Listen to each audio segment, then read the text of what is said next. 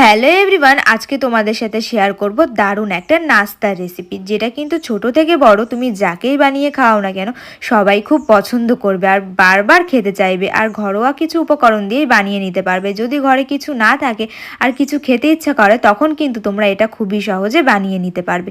তো এটার মেন উপকরণ হচ্ছে আলু। হ্যাঁ, আজকে বানাবো আমি আলুর পকোড়া। তো তার জন্য আমি প্রথমে বড় সাইজের দুটো আলু ধুয়ে নিয়ে তার খোসা ছাড়িয়ে তারপর এইভাবে গোল গোল করে কেটে নিয়েছি। তোমরা কিন্তু এটা বটি দিয়েও গোল গোল করে কাটতে পারো, কিন্তু একটু যাতে পাতলা হয় সেটা খেয়াল রাখবে।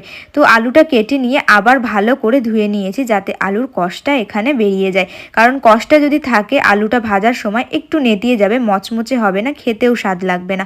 তো আলুটা এখানে ধুয়ে নিয়ে আমি আবার ছুরি দিয়ে কুচি কুচি করে কেটে নিচ্ছি। তোমরা কিন্তু এটা চাইলে চপার মেশিন দিয়েও কাটতে পারো, বাট চপার মেশিন দিয়ে যদি কাটো আলুটা একটু বেশি পাতলা হয়ে যাবে, তখন আর কিন্তু আলু একের সঙ্গে এক লেগে যাবে আর দলা হয়ে যাবে, ভালো লাগবে না। তো যেহেতু আমি বড় সাইজের দুটো আলু নিয়েছি, সেই জন্য এখানে নিয়েছি আমি 4 চামচ ময়দা। তোমরা এখানে তোমাদের আলুর প্রয়োজন মতন ময়দা নিতে পারো।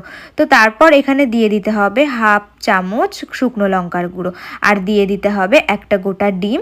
ডিমটা তোমরা নাও দিতে পারো, আমি এখানে স্বাদ অনুযায়ী ডিমটা দিয়েছি, কারণ ডিমটা দিলে খুবই স্বাদ লাগে আর খেতেও দারুণ মজার হয়। তো দেখো, সমস্ত উপকরণ দিয়ে ভালো মতন মেখে নিতে হবে 10 মিনিটের জন্য। তারপর ঢাকা দিয়ে রাখতে হবে যতক্ষণ না তেলটা গরম হচ্ছে।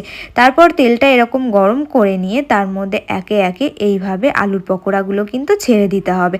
আর একটু খেয়াল রাখবে যেন একটার সঙ্গে একটা লেগে না যায়, যাতে একটু ফাঁকা ফাঁকা থাকে, তবে ভালো হবে। দেখো, এখানে আমার ভাজা কিন্তু হয়ে গেছে, লাল লাল করে আমি ভেজে নিয়েছি। আর দেখো, দেখেই বোঝা যাচ্ছে কতটা মচমচে হয়েছে।